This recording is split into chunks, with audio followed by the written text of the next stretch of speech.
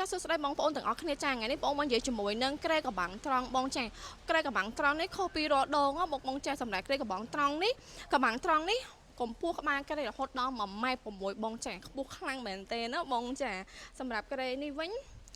បងអ្នកដែលឆ្លាញ់ក្បាលក្រែខ្ពស់គឺត្រូវប៉ាន់តែម្ដងបងចាហើយម៉ូតគេអត់មានអីច្រើននេះបង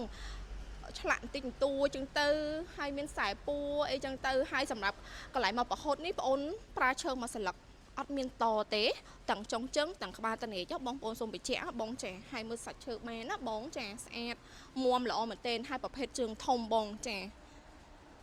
កម្ពស់ក្បាលក្រែខ្ពស់ហើយជើងធំទៀតបងមាំមែនទែនសម្រាប់ក្រែនេះ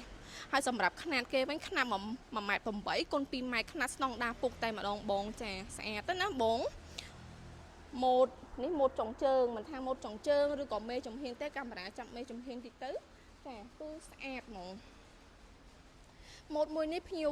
គាត់បានដាក់កំងហើយក៏ឆ្លៀត review ឲ្យបងចាក្រែខ្លះក៏បានថតក្រែខ្លះទៀតក៏អត់មានបានថតចឹងទៅអញ្ចឹងមកឆ្លៀតពេលតំណែងក៏ថត review ឲ្យបងមើលអញ្ចឹងណាបងចាស្អាតទៅណាតម្លៃអីក៏សមរម្យដែរជាប្រភេទឈើសក្រងមាំខ្លាំងមែនទែនបងប្រើមាំហ្មងបើយើង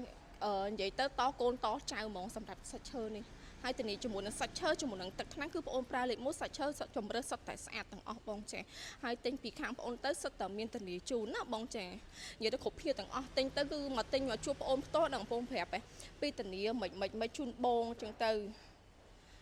បងអាចមើលបាននេះ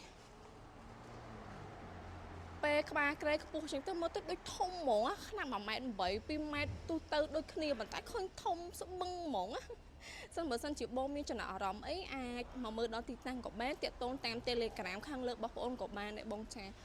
ហើយសម្រាប់ទីតាំងរបស់បងអូនគឺនៅលើផ្លូវអាដាមជាសភារៈផ្លូវ598ណាបងអរគុណច្រើនបងបាយបាយ